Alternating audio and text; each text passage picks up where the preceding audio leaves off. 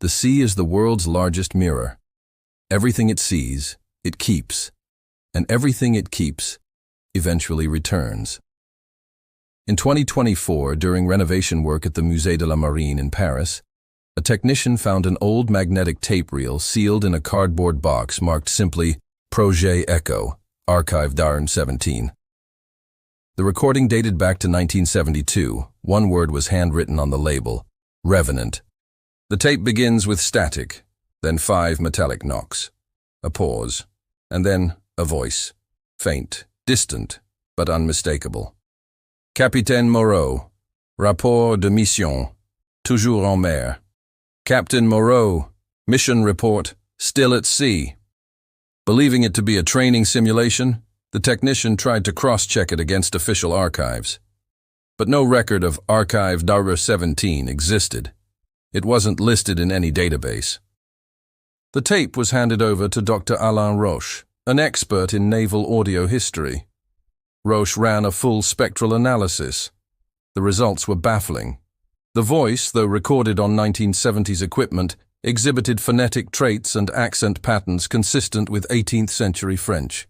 Even stranger, the recording contained no environmental echo, no reverberation, no air, as if the voice had been captured outside space, suspended in nothing. It's like hearing someone speak inside the water itself, wrote Roche. Or maybe inside time. Over the next months, researchers compiled a sonic map of the Atlantic, gathering all underwater recordings since 1968. When plotted, the data points formed a jagged but continuous line, starting in the Caribbean, crossing the mid-Atlantic, and ending near the West African coast. It was the exact route of Le Revenant in 1718. Frequency analysis revealed a pattern identical to the rhythm of an 18th century sailing vessel, as if something, or someone, was still crossing the ocean, endlessly repeating the same voyage. In 2026, professional diver Julien Masson, working for a mineral exploration company off the Canary Islands, reported an unusual discovery at a depth of 1,200 meters.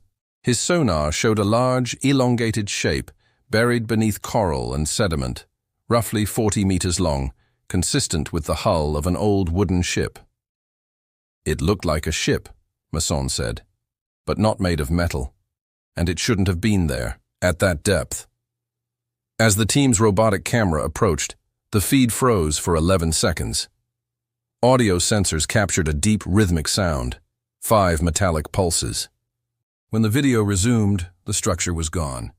The incident was logged as a technical malfunction. 3 weeks later, Julien Masson disappeared during another dive. His body was never found. In 2027, historian Dr. Elise Fontaine of the University of Nantes published a paper titled Aquatic Temporality, the Sea as an Archive. Her theory redefined the mystery. The sea does not preserve wreckage, she wrote. It preserves echoes. Every shipwreck, every voice, every song remains suspended in pressure and time. Sometimes those layers open, and the past breathes again.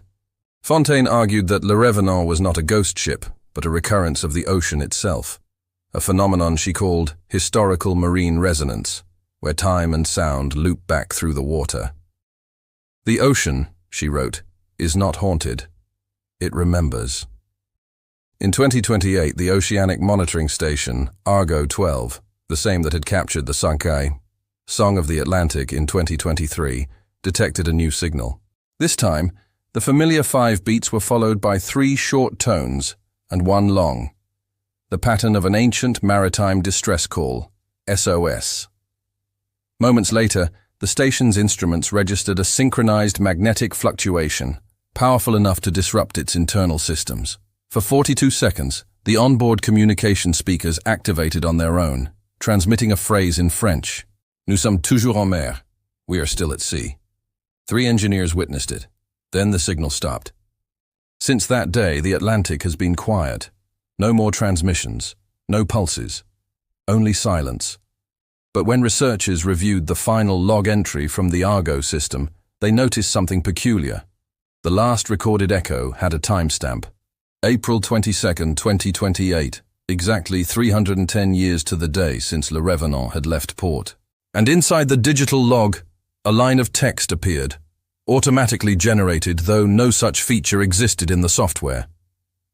Transmission complete. No one has explained it. No one has tried. Today, inside the Musée de la Marine in Paris, Captain Moreau's journal remains sealed behind glass, preserved under controlled conditions. Beside it stands a wooden model of Le Revenant, built in 1720. Curators have noted a recurring anomaly. Every night at 4:17 a.m., condensation forms inside the glass case, droplets appearing from nowhere, fogging the display. No climate control system can prevent it. And when the moisture evaporates, it leaves behind faint traces, the outline of a hand pressed against the glass. More than 3 centuries have passed since the Le Revenant vanished into the Atlantic.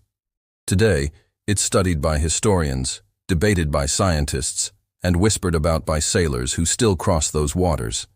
Some call it a myth. Others say it never existed. But perhaps the truth lies somewhere in between. Because the sea does not invent stories. It only repeats the ones we fail to understand.